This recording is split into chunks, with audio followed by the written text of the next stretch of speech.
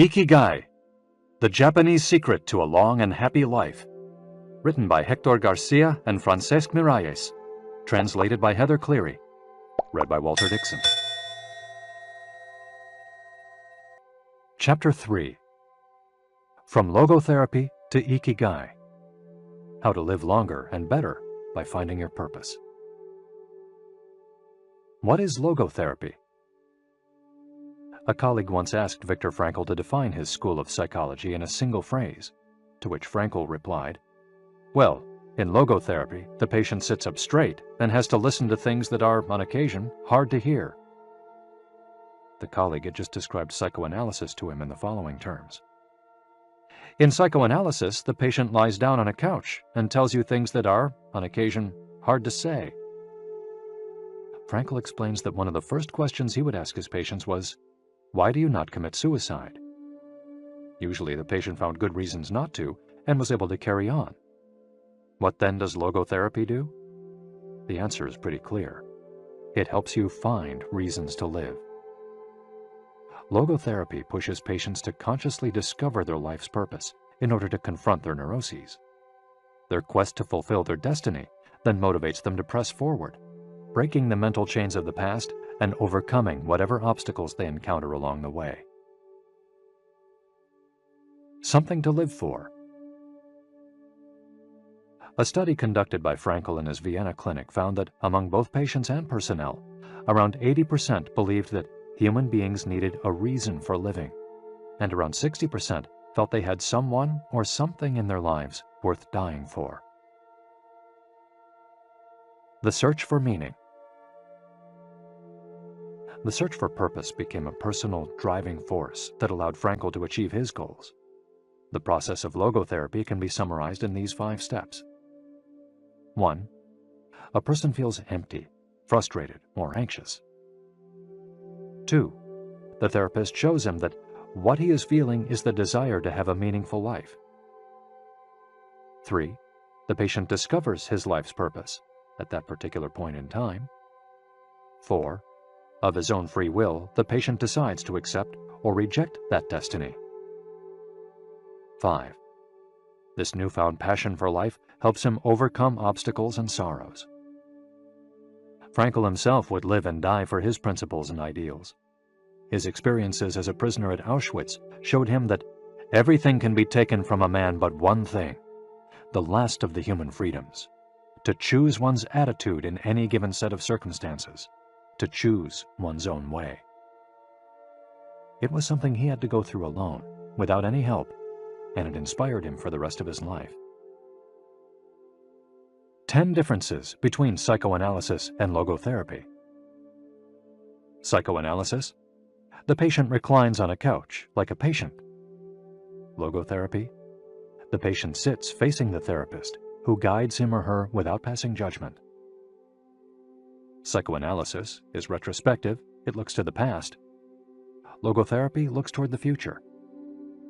Psychoanalysis is introspective, it analyzes neuroses. Logotherapy does not delve into the patient's neuroses. In psychoanalysis, the drive is toward pleasure. In logotherapy, the drive is toward purpose and meaning. Psychoanalysis centers on psychology. Logotherapy includes a spiritual dimension. Psychoanalysis works on psychogenic neuroses. Logotherapy also works on noogenic or existential neuroses.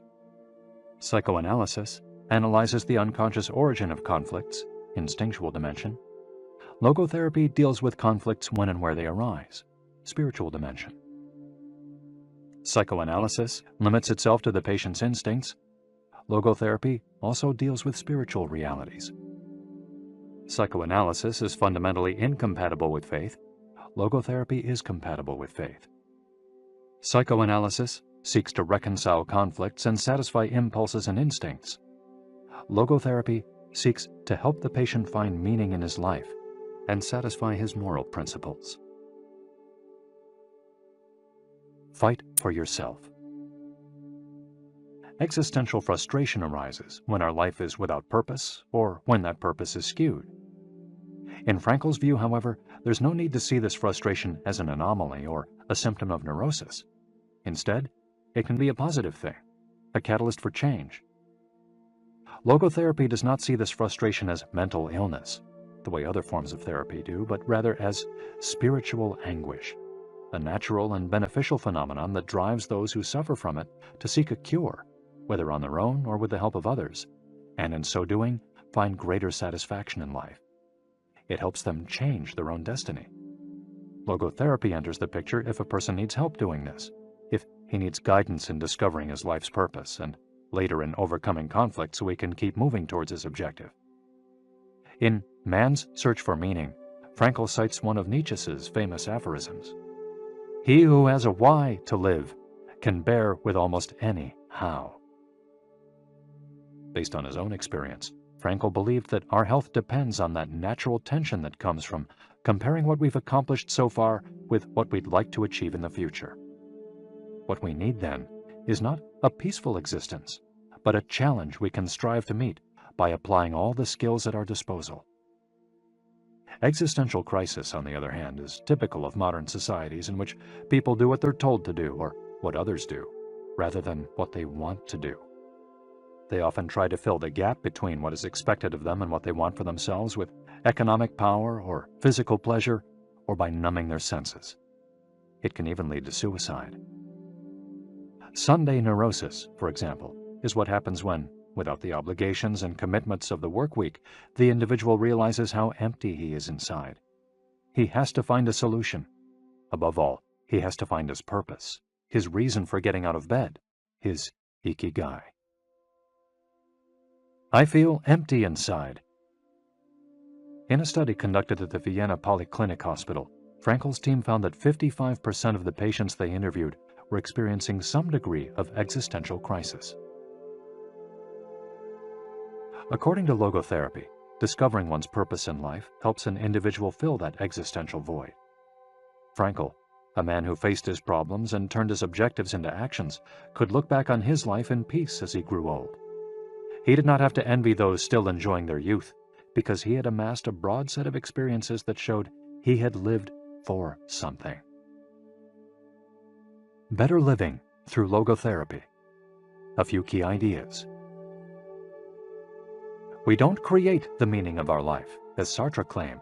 We discover it. We each have a unique reason for being, which can be adjusted or transformed many times over the years. Just as worry often brings about precisely the thing that was feared, excessive attention to a desire, or hyperintention, can keep that desire from being fulfilled. Humor can help break negative cycles and reduce anxiety. We all have the capacity to do noble or terrible things. The side of the equation we end up on depends on our decisions, not on the condition in which we find ourselves. In the following case studies, we'll look at 4 cases from Frankl's own practice in order to better understand the search for meaning and purpose. Case study: Viktor Frankl.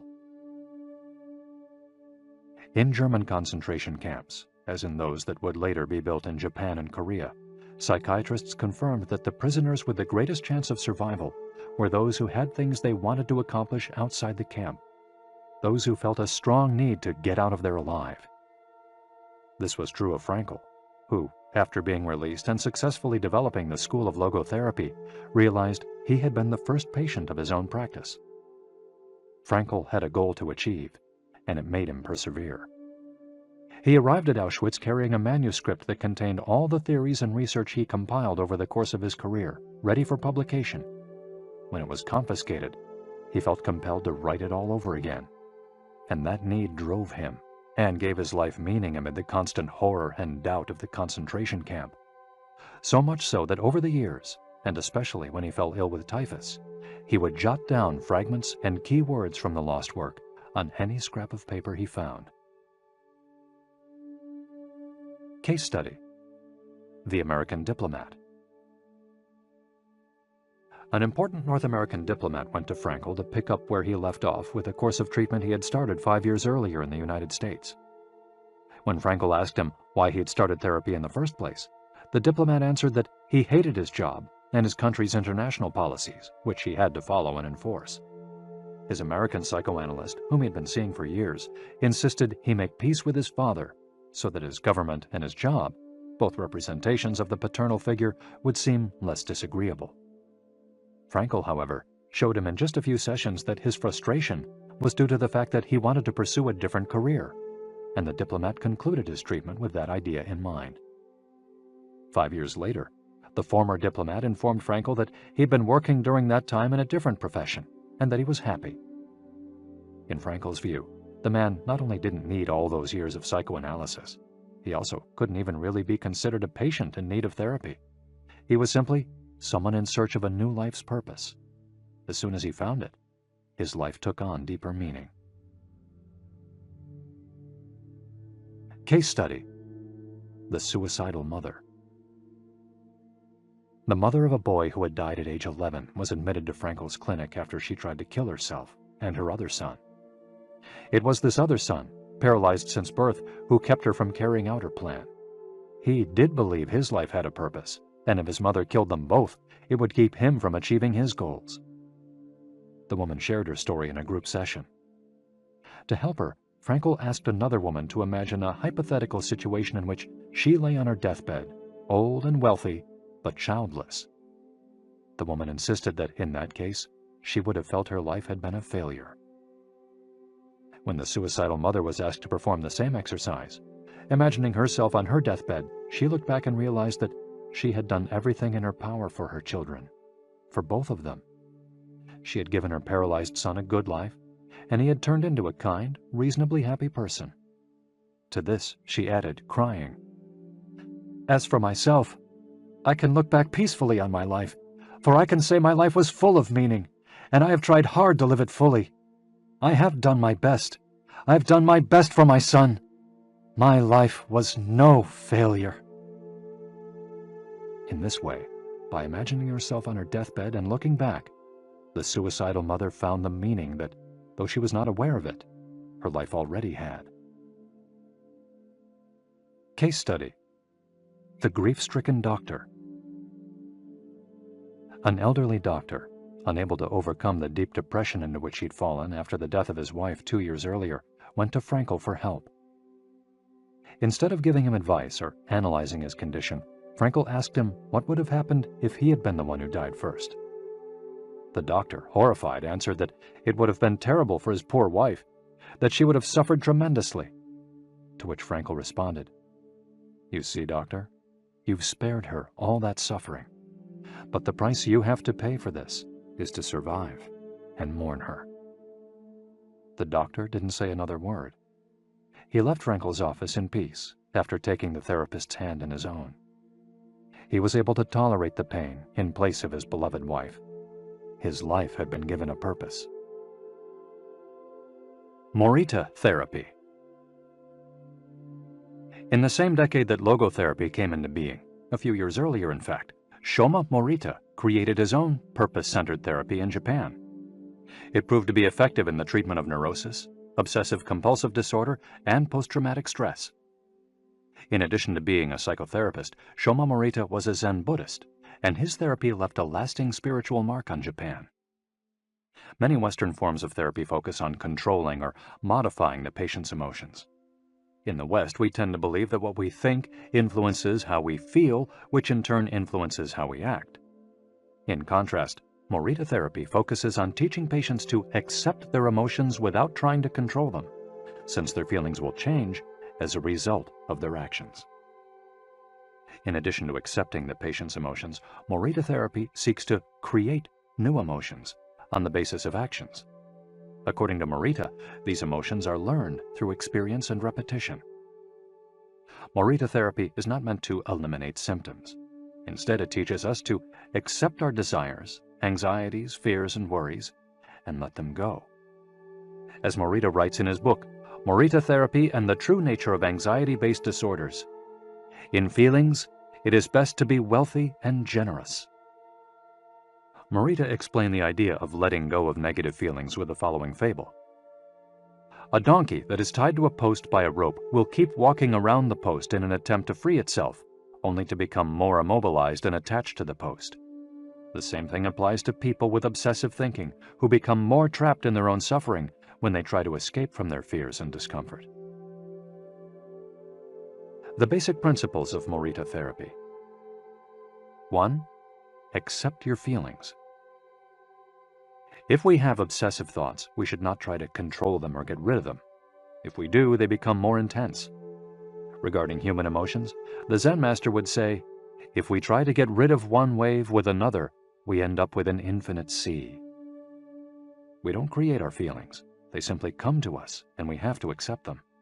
The trick is welcoming them. Morita likened emotions to the weather. We can't predict or control them. We can only observe them. To this point, he often quoted the Vietnamese monk Thich Nhat Hanh, who would say, "Hello, solitude. How are you today? Come, sit with me, and I will care for you." 2. Do what you should be doing. We shouldn't focus on eliminating symptoms, because recovery will come on its own. We should focus instead on the present moment, and if we're suffering, on accepting that suffering. Above all, we should avoid intellectualizing the situation. The therapist's mission is to develop the patient's character so he or she can face any situation, and character is grounded in the things we do. Morita therapy does not offer its patients explanations, but rather allows them to learn from their actions and activities. It doesn't tell you how to meditate or how to keep a diary the way Western therapies do. It's up to the patient to make discoveries through experience. 3. Discover your life's purpose. We can't control our emotions, but we can take charge of our actions every day. This is why we should have a clear sense of our purpose and always keep Morita's mantra in mind. What do we need to be doing right now? What action should we be taking? The key to achieving this is having dared to look inside yourself to find your ick-ih-guy. The 4 phases of Morita therapy. Morita's original treatment, which lasts 15 to 21 days, consists of the following stages. 1. Isolation and rest, 5 to 7 days. During the first week of treatment, the patient rests in a room without any external stimuli. No television, books, family, friends, or speaking. All the patient has is his thoughts. He lies down for most of the day and is visited regularly by the therapist, who tries to avoid interacting with him as much as possible. The therapist simply advises the patient to continue observing the rise and fall of his emotions as he lies there. When the patient gets bored and wants to start doing things again, he's ready to move on to the next stage of therapy. 2. Light occupational therapy, 5 to 7 days. In this stage, the patient performs repetitive tasks in silence. One of these is keeping a diary about his thoughts and feelings. The patient goes outside after a week of being shut in, takes walks in nature, and does breathing exercises. He also starts doing simple activities such as gardening, drawing, or painting. During this stage, the patient is still not allowed to talk to anyone except the therapist. 3. Occupational therapy, 5 to 7 days. In this stage, the patient performs tasks that require physical movement. Dr. Morita liked to take his patients to the mountains to chop wood. In addition to physical tasks, the patient is also immersed in other activities such as writing, painting, or making ceramics. The patient can speak with others at this stage, but only about the tasks at hand. 4. The return to social life and the real world. The patient leaves the hospital and is reintroduced to social life, but maintains the practices of meditation and occupational therapy developed during treatment. The idea is to re-enter society as a new person, with a sense of purpose, and without being controlled by social or emotional pressures. Nikan meditation. Morita was a great Zen master of Nikan introspective meditation. Much of his therapy draws on his knowledge and mastery of this school, which centers on 3 questions the individual must ask him or herself. 1. What have I received from person X? 2. What have I given to person X? 3. What problems have I caused person X? Through these reflections, we stop identifying others as the cause of our problems and deepen our own sense of responsibility. As Morita said, if you are angry and want to fight, think about it for 3 days before coming to blows. After 3 days, the intense desire to fight will pass on its own. And now, ick-ih-guy. Logotherapy and Morita therapy are both grounded in a personal, unique experience that you can access without therapists or spiritual retreats. The mission of finding your ick-ih-guy, your existential fuel. Once you find it, it's only a matter of having the courage and making the effort to stay on the right path. In the following chapters, we'll take a look at the basic tools you'll need to get moving along that path, finding flow in the tasks you've chosen to do, eating in a balanced and mindful way, doing low-intensity exercise, and learning not to give in when difficulties arise. In order to do this, you have to accept that the world, like the people who live in it, is imperfect, but that it's still full of opportunities for growth and achievement. Are you ready to throw yourself into your passion as if it were the most important thing in the world?